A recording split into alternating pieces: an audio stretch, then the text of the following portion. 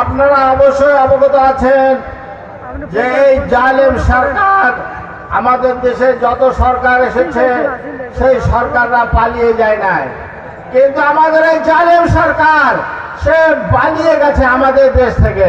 বলে এত জুলুম করছে যে জুলুমের শেষ নাই, সে বাধ্য হয়ে পালিয়ে যেতে বাধ্য হয়েছে।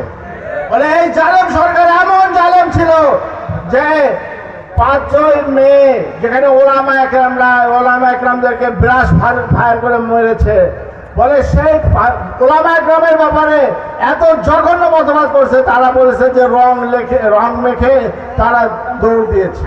বলে এই জালেম সরকার ওলামা একরামের ব্যাপারে বলেছে যে তারা ওলামা একরামরা গাছ কাটছে, ওলামা একরামরা কোরআনের মধ্যে আগুন দিয়েছে। এই ওলামা একরাম বলে এত জালেম, এত মিথ্যাবাদী, আল্লাহ তাআলা তার অধঃপতনে এমনি করেছে, সে বাধ্য হয়েছে যে বাংলাদেশ স্বাধীন হওয়ার পরে কোন রাষ্ট্রপ্রধান দেশ থেকে পালিয়ে যায় নাই, কিন্তু এই জালেম সরকার সে দেশ থেকে পালাতে বাধ্য হয়েছে। বলে আমরা চাই এই সরকারকে সেই ভারত থেকে নিয়ে এসে তাকে ফাঁসির কাছে ঝুলাইতে হবে। এই সরকারকে, সরকারের সঙ্গে যারা দোষর ছিল তাদেরকেও এই বাংলাদেশের মাটিতে বিচার করা হবে। এই সরকারকেও এরকম ডান্ডা বেড়ে পড়ে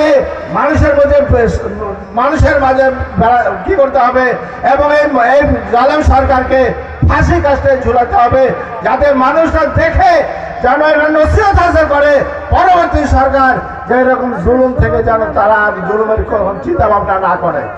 এই সরকারকে আমরা চাই যে ভারত থেকে নিয়ে এসে তাকে উপযুক্ত শাস্তি দিয়ে তাকে ফাঁসি কাস্টে ঝুলানোর প্রয়োজন, এবং যে সমস্ত টাকা পয়সা বিদেশে পাচার হয়েছে সেই সমস্ত টাকা পয়সা দেশে নিয়ে এসে এই সমস্ত জালেমদের বিচার করা জোর দাবি জানাচ্ছি।